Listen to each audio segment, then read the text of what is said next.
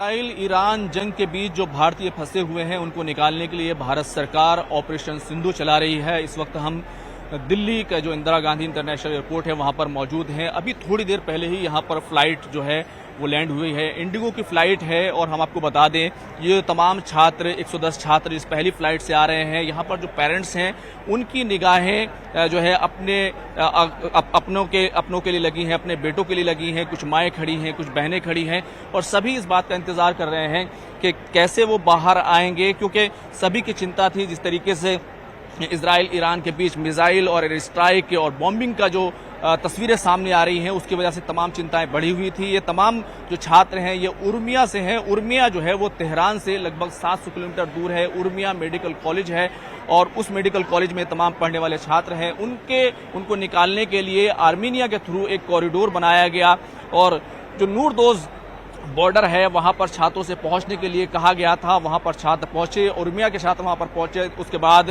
वहां पर जो आर्मीनिया की कैपिटल है वहां से फिर फ्लाइट जो है वो इंडिगो की फ्लाइट उनको लेकर उड़ी और दोहा पहुंची और दोहा के बाद सीधे जो है दिल्ली जो है अभी थोड़ी देर पहले ही फ्लाइट लैंड की है। तो सभी की निगाहें इस बात पर लगी हुई है कि कब वो उतरेंगे, कब वो आएंगे, कब वो पहुंचेंगे और कितनी देर में जो है कितनी देर में जो है वो जो है एयरपोर्ट से बाहर निकलेंगे। माएँ हैं, जो है फादर हैं, भाई हैं, उन सबकी जो है निगाहें इस वक्त एयरपोर्ट पर लगी हैं और इंतजार जो है वो मुश्किल होता जा रहा है। आपकी निगाहें भी लगी हुई हैं?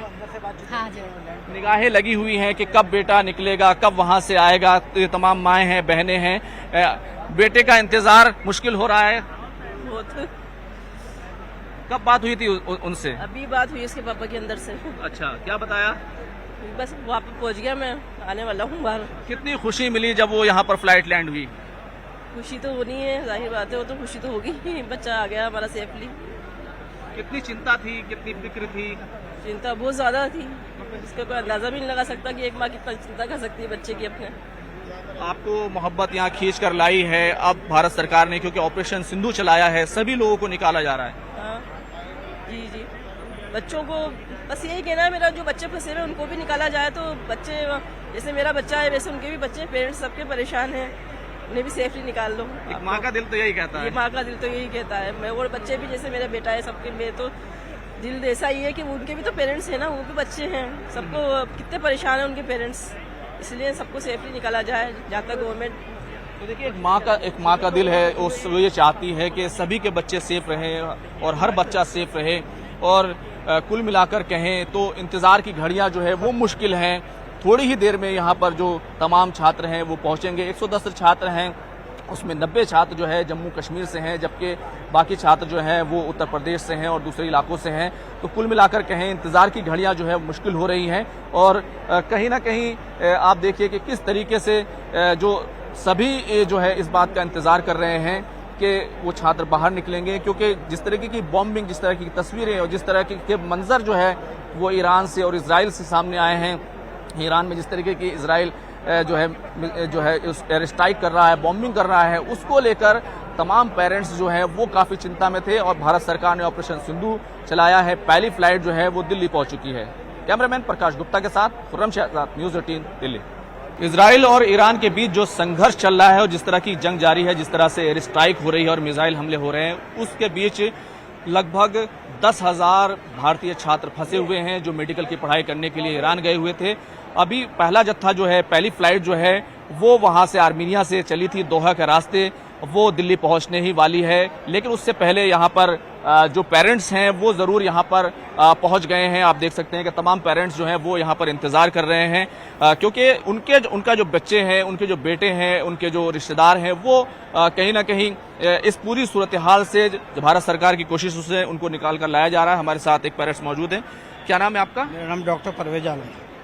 आपका जो बेटे हैं, जैसे कि आपने बताया था, क्या नाम है उनका और कहाँ पढ़ाई कर रहे थे? मेरा नाम समीर आलम है और ईरान में है।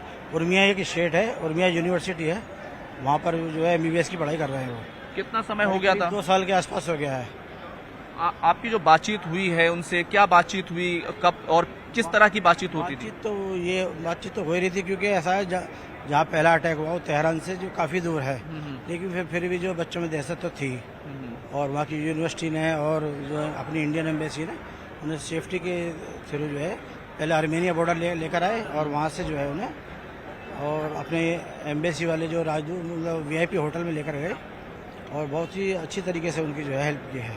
लेकिन जैसे ही आपको खबर मिली कि ईरान और इजराइल में इस तरह की जो क्लैश है, वहाँ पे जो मिसाइल्स अटैक एयर स्ट्राइक हो रही है, तो कितनी चिंता हो रही थी, किस तरह की खबरें आ रही थी? परिवार में तो देखो चिंता थी बहुत ज़्यादा फैमिली में और बहुत ही परेशान थे और अब बच्चे आ रहे हैं तो जो है सही है, ठीक है। क्या क्या क्या क्या घबराहट थी उनके? क्या उन्होंने कुछ देखा, कुछ बताया, या उनके पास कोई खबर आई बेटे के पास? नहीं, उनके पास कोई खबर नहीं है इस तरीके की। बस ये है कि हमें जो भेजा जा रहा है, जो करीब इंडियन लड़के 110 हैं जो आ रहे हैं और अपना आ रहे हैं। आप बुलंदशहर से? बुलंदशहर से। तो देखिए तमाम जो परिवार के लोग हैं, जी कुछ कह रहे हैं? उत्तर प्रदेश। बुलंदशहर उत्तर प्रदेश। तो बुलंदशहर उत्तर प्रदेश के भी जो है छात्र हैं, वो वहाँ पर मेडिकल की पढ़ाई करने गए थे।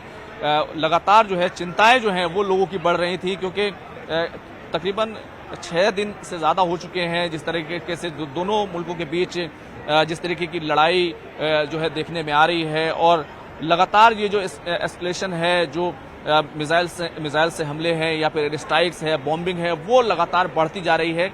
ऐसे में तमाम जो पेरेंट्स हैं उनकी चिंता थी। अभी जम्मू कश्मीर के 90 छात्रों के साथ साथ जो दूसरे छात्र हैं बुलंदशहर से, ये पेरेंट्स हैं, वो जो है लौट कर आ रहे हैं, वो मेडिकल की पढ़ाई करने गए थे। कैमरामैन प्रकाश गुप्ता के साथ खुरम शहजाद, न्यूज़ 18 दिल्ली।